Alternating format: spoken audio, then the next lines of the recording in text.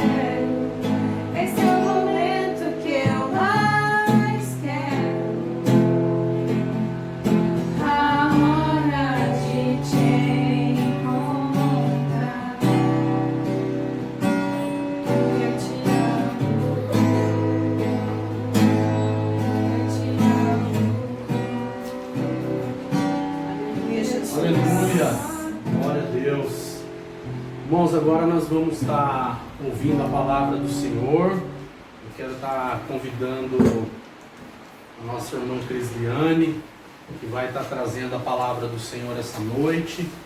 Eu creio que você vai sentir a presença de Deus, porque nós já possamos sentir a presença de Deus aqui. E o Senhor vai estar abençoando, falando grandiosamente através da palavra que o Senhor colocou no coração dela.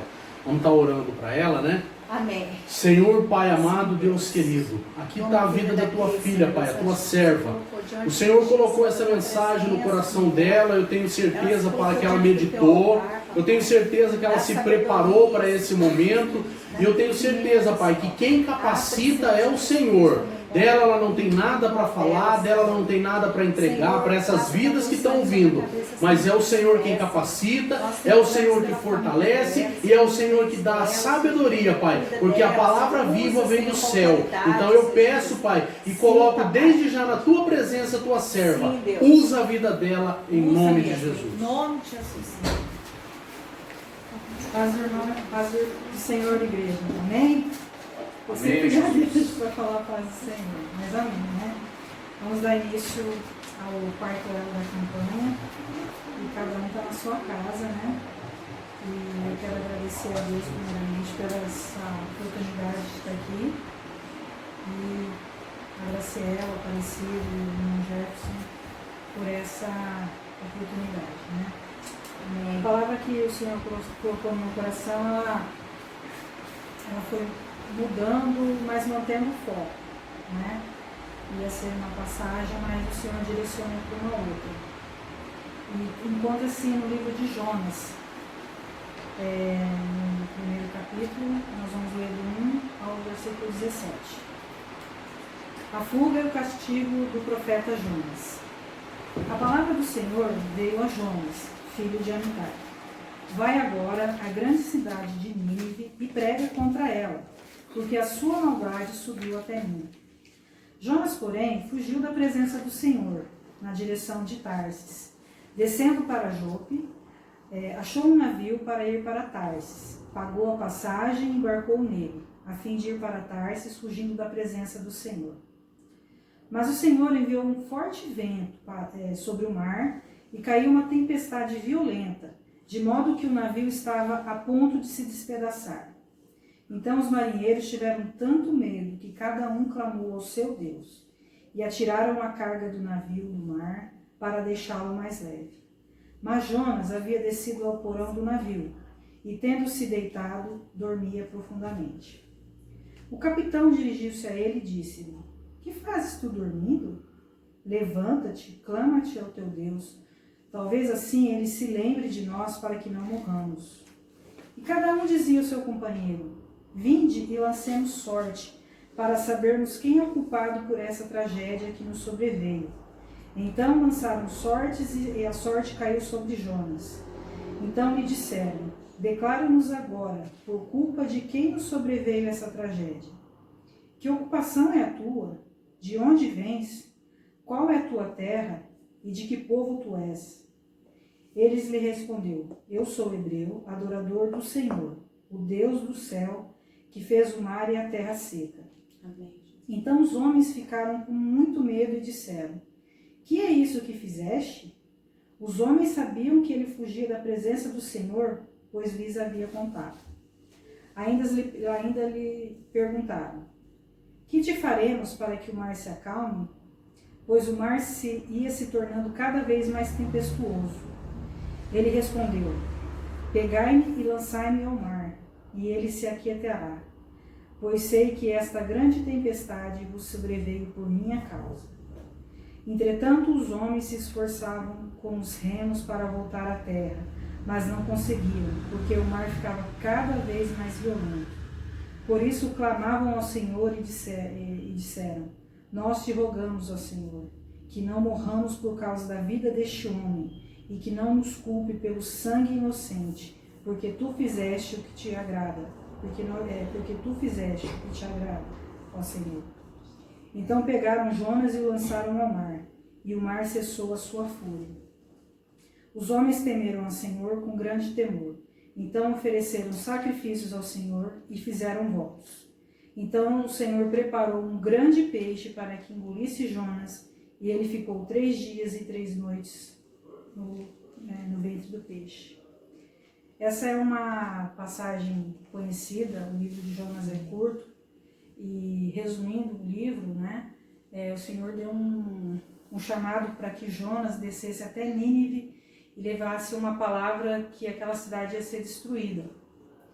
E ele, imediatamente, ele fugiu, né, para o lado oposto, pagou para entrar numa embarcação, e ele entrando nessa embarcação, logo veio uma tempestade muito forte, e aqueles homens lá desesperados começaram a jogar seus pertences, né, seus mantimentos, as coisas, porque para ver o que estava acontecendo, eles chamavam seus deuses, né, vendo onde que estava errado neles, ou quem que estava o erro, e foram chamar Jonas, que ele foi dormir, e a sorte, né, eles soldaram uma garrafa lá, e a sorte caiu sobre Jonas, que confessou que ele estava fugindo da presença do Senhor. E esses homens, né, que teriam motivo para odiar Jonas, né, porque eles estavam passando, imagina as coisas que eles jogaram, né, as coisas bens materiais, mas eles acreditavam tanto naquele Deus, no poder daquele Deus, que eles clamaram, né, a Jonas, assumindo a culpa, que era por culpa dele, né, eles poderiam jogá-lo, mas eles tentaram remar, mas não foi possível, e Jonas falou, me lança, né? Eles pediram perdão a Deus, porque não tinha outra alternativa, e Jonas ele foi lançado no mar, e lá ele foi e começou a se enroscar com algas, com as coisas do mar que estavam sujos, e uma grande baleia, não é baleia, um grande peixe grande abocanhou Jonas. E lá dentro acho que ele teve tempo para meditar, a orar a Deus, né? Porque as atitudes dele, ele agiu impulsivamente, e ele teve tempo para orar, ele conhecia a palavra do Senhor e proclamar salmos e pedir pela misericórdia. Ele reconheceu o erro dele, ele pediu a misericórdia, e o Senhor fez com que o grande peixe tivesse ânsia e ver o cuidado de Deus, que lançou Jonas sobre uma terra seca, sobre a praia. E pela segunda vez o Senhor chamou a Jonas para que levasse aquela palavra para aquele povo. E ele não pensou, irmãos. Ele já foi, e já levou a palavra. Ele foi muito corajoso, porque imagina você levar uma palavra de destruição para aquele povo, que eles estavam em pecados, que o Senhor não estava se alegrando das atitudes dele. Imagina você, a Nínive, eram 3 dias para caminhar sobre a cidade. Imagina cada vez que ele ia passando por lá, ele ia levando essa palavra, só que a palavra que ele levou tocou no coração daquelas pessoas. E aquelas pessoas, elas creram e procuraram mudança, procuraram jejuar, e isso chegou até o rei, né, que decretou que até os mesmos animais fizessem esse jejum, né? Isso agradou o coração do Senhor, e ele se compadeceu, ele teve misericórdia daquele povo, e não sobreveio aquela grande destruição daquele lugar, né? E aquilo, irmãos, ele levantou uma ira no coração de Jonas, que ele ficou assim revoltado, que como que poderia aquele povo tão maldoso receber a misericórdia de Deus? Porque Jonas, o Nínive, ele fazia parte, era a capital da Síria, e os assírios eram povos muito maus. Eles amontoavam crânios, eles esfolavam as pessoas, eles arrancavam os olhos, eles eram sanguinários. Jonas, ele pode ter sido atingido com próximos da família dele, com amigos próximos. Então aquilo revoltou a vida dele, né? Que aquele povo teria o perdão de Deus, e ele disse, por isso que eu fugi. Ele quis justificar a atitude dele com a fuga, né? Mas o Senhor deu essa misericórdia e com essa atitude, o que Jonas saiu? Saiu de novo, correndo e foi para baixo de uma bugueira, né? E parece um pé de chuchu. Ele fugiu para um lugar seco e o Senhor mandou uma planta para ele por causa daquele calor. E ele começou a agradecer, né, por aquela planta, por aquele frescor que estava sobre a vida dele. E logo veio uma lagarta e comeu aquele pé, aquele pé morreu. E novamente Jonas pediu pela morte, né? E o Senhor perguntou se aquilo lá era justo. Ele fez Jonas pensar naquilo que ele estava certo, fez fazer ele refletir, porque ele era muito afoito para fazer as atitudes. Então o Senhor colocou um ponto para ele pensar. Como ele ficou 3 dias na barriga do grande peixe, ele ficou com aquela interrogação que o Senhor colocou sobre a vida dele. Como eu já expliquei, aquele povo, eles eram muito maldosos. Se a gente vê futuramente, o próprio aquele povo,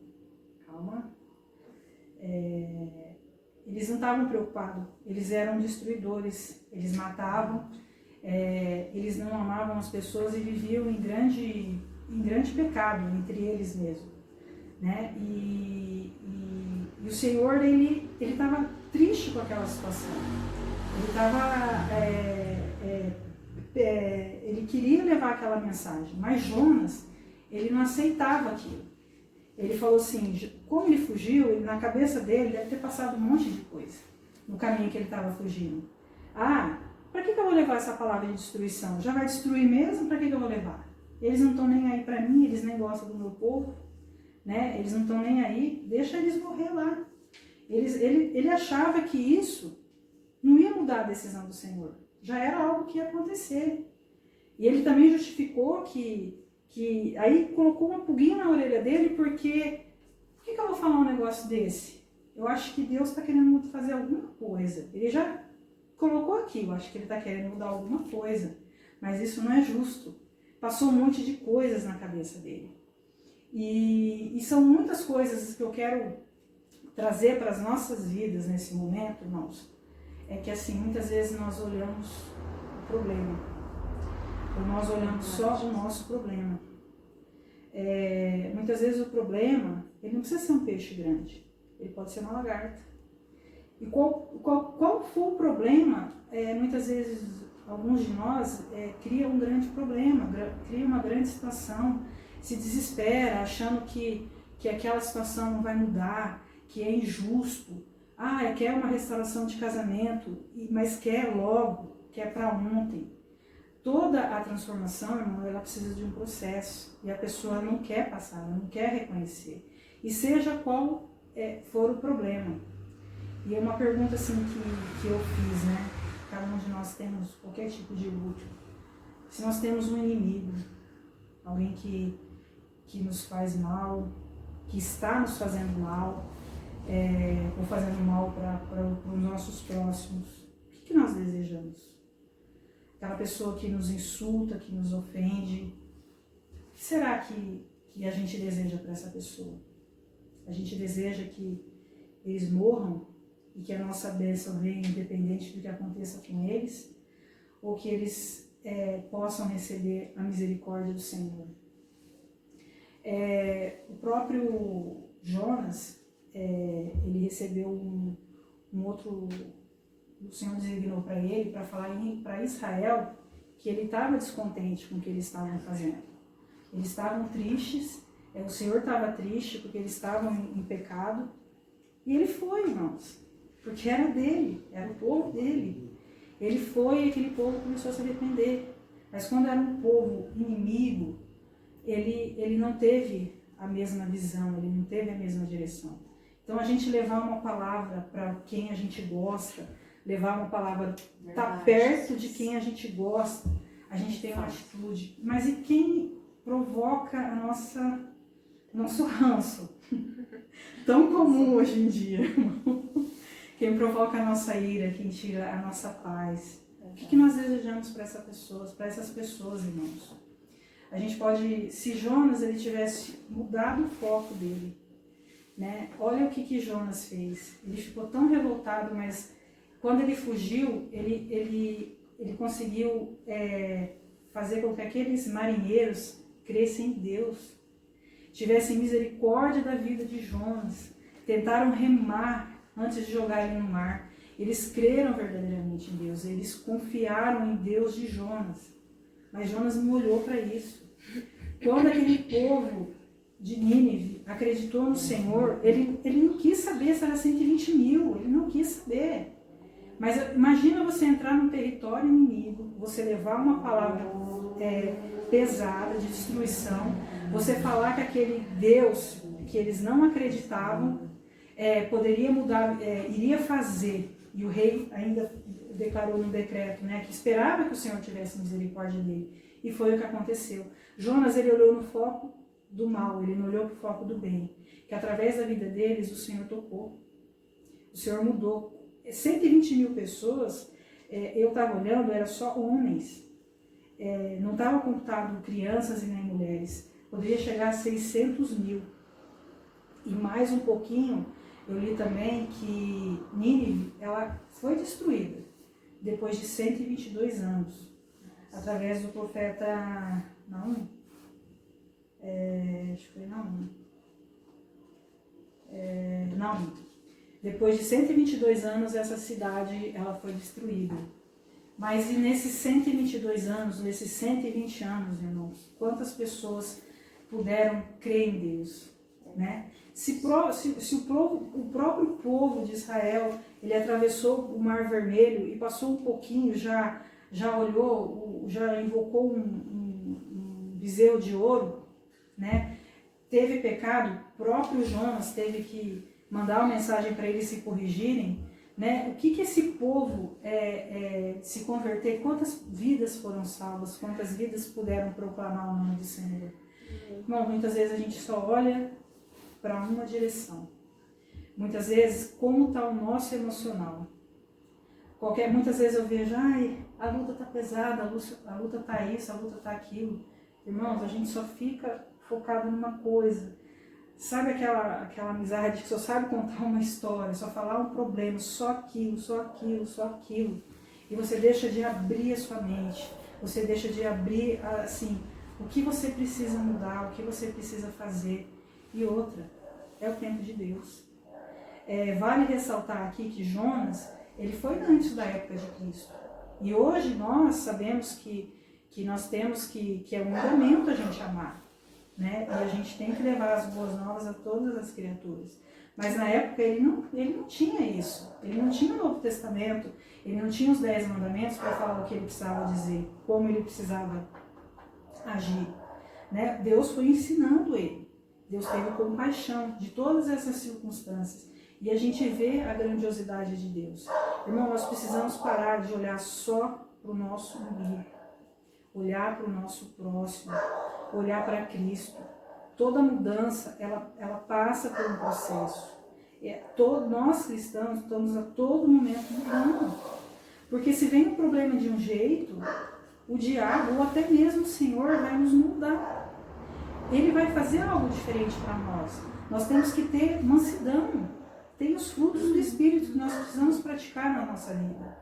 Mas para isso, nós temos que ter a certeza que nós vamos passar por coisas que não vão nos agradar, sabe? E uma coisa assim que me chamou muita atenção, e o que acontece hoje em dia, é que assim, ele justificou a não cumprir o chamado pelo outro.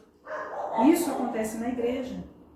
Ele deixou de fazer o que ele tinha que fazer, porque ele justificou que aquele povo não merecia ouvir aquela palavra. Ele já criou várias teorias.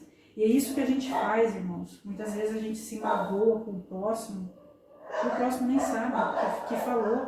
Porque cada um de nós temos uma personalidade, tem aquela pessoa mansa, mas tem aquele que fala mais firme. E muitas vezes aquele que fala mais firme nem sabe o que falou. Então, quando a gente tiver um chamado, igual eu estava começando a falar, Não vamos justificar no outro, não vamos jogar desculpa no outro, irmãos. E Jonas mesmo, muitas vezes a gente não sabe, eu não sei qual que é o meu chamado. Aqui muitas vezes você pode fazer o seu chamado sem perceber, porque Jonas ele fez. Ele falou com o povo, ele falou com os marinheiros, ele falou com aquele povo de Nínive, ele fez a obra. Precisa assim, só que ele não percebeu. Ele não percebeu porque ele estava interessado nas coisas dele, na injustiça que Deus estava fazendo com ele de salvar aqueles povos. Então, irmãos, é o momento da gente pensar nas nossas atitudes, né? No que quanto a gente tem amado, mesmo a gente não sendo amado pelo nosso próximo, a gente é amado pelo Senhor. Amém, Ele tem cuidado de nós. Né? O que nós precisamos não é nos deixar levar tanto pela emoção, tanto por palavras de tristeza que vêm nos magoar, quanto por rancor. Você pode até ter seu motivo, mas isso não se torna a sua razão de vida, sabe? O seu foco de vida, só viver naquilo, só olhar para aquilo. Mas aconteceu 20 anos atrás, 50 anos atrás, não. O perdão, ele é libertador. Muitas vezes você vai ter que pedir perdão para quem, muitas vezes você nem tendo, você vai pedir mesmo você não tendo que pedir, mas partindo de você quebrando essa barreira, tudo vai mudar. E eu falo por experiência própria. Quando eu fiz isso, irmãos, eu orava e falava, ai Deus, me ajuda. Não que eu fugia, eu pedia para Deus, daí que surgiu uma oportunidade e eu não conseguia, mas eu pedi para Deus. Mas quando eu fiz aquilo, eu reconheci, pedi perdão,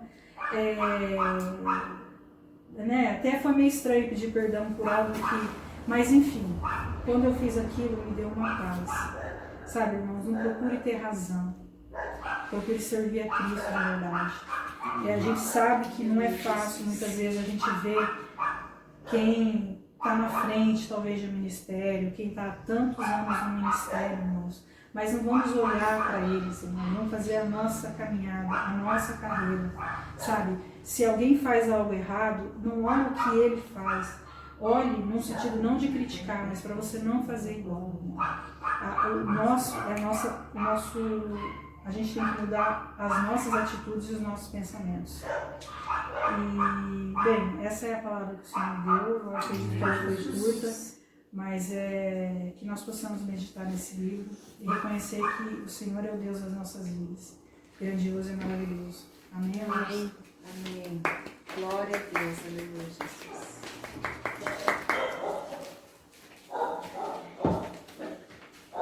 Amém, Jesus. Palavra maravilhosa, né, irmãos? O Senhor, creio que falou na sua vida grandiosamente aí. E é aquilo que a palavra resumiu, né? A irmã Crisliane falou. Hoje em dia tá difícil você ver aquele que quer levar a sério o ID do Senhor, né? Como Jonas também no passado. Mas trazendo para o dia de hoje, o ID do Senhor tá difícil, né?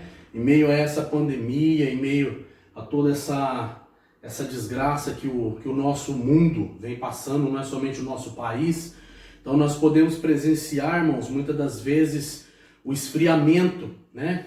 Até mesmo dentro do povo evangélico. O povo evangélico é aquele povo que deveria estar fortalecido, deveria se fortalecer cada dia mais, né? Deveria se prostrar diante do Senhor, deveria fazer a vontade do Senhor, deveria buscar a presença do Senhor, porque você dentro da sua casa, né, como diz, fique em casa. Claro que tem pessoas que trabalham, tem pessoas que não têm essa condição de ficar em casa. Só que aquele que está ficando na sua casa pode entrar no seu quarto, ter o seu momento com o Senhor de orar, de falar com Deus e de obedecer o ID do Senhor. Se você não pode ir na casa de alguém, levar a palavra, falar do amor de Deus lá, manda uma mensagem no celular. Manda para ele uma mensagem no WhatsApp, liga para ele, pergunta como que o seu irmão tá, pergunta como que tá a vida dele, como que tá a família dele. Você vai estar fazendo o ID do Senhor. Não ser como Jonas, né? Porque Jonas, ele se aquietou e ele esperou primeiro o Senhor pegar e chacoalhar a videira. A hora que a árvore balançou, aí Jonas viu que o negócio era sério. Então, irmãos, nós não podemos esperar que o Senhor venha balançar a árvore para você poder acordar, para você poder se posicionar diante do Senhor.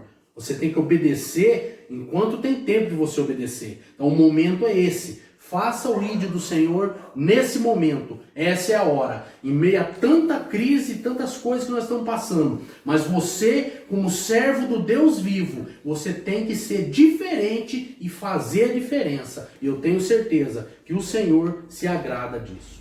Irmãos, hoje nós estamos no nosso quarto elo da nossa campanha, né? Derrubando gigantes. Uma campanha maravilhosa, tremenda. Eu tenho orado pelas madrugadas, eu tenho falado com o Senhor. Eu creio também que você tem feito isso na sua casa. Você não tem feito, começa a fazer, porque a diferença vem na oração, entendeu? O Senhor tem trabalhado grandiosamente na minha vida, na vida da minha família. Claro que mudar, nós temos que mudar, irmãos, todos os dias, porque somos seres humanos. Somos pessoas, estamos limitados de muitas coisas, por isso temos que todo dia estar nos renovando na presença do Senhor. Assim como as misericórdias dele se renova todo dia na nossa vida, nós também temos que estar se posicionando com ele todo dia. Mas hoje é o quarto da nossa campanha. Eu creio, a semana que vem, eu creio que o missionário Jeff estará aqui conosco, né? E ele está trabalhando, que o Senhor possa estar abençoando também a vida dele grandiosamente,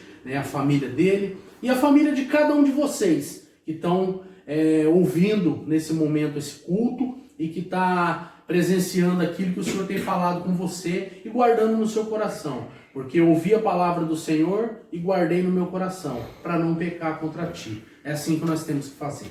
Irmãos, então eu quero agora agradecer a todos que têm participado conosco. E você pega, quando você ouvir essa mensagem, você tem o seu grupo de WhatsApp, você tem as suas amizades, compartilha, dá um likezinho lá, dá um joinha, compartilha com mais pessoas, passa isso para frente, para que pessoas possam estar ouvindo essa palavra. Ah, irmão, mas eu não sou conhecido. Irmãos, eu creio que você tem amizades, você tem grupo de WhatsApp. Compartilha isso com outras pessoas, passa para frente, porque isso é a palavra de Deus que vai estar chegando na vida de cada um. E de repente você compartilhou isso com alguém que está precisando ouvir essa palavra.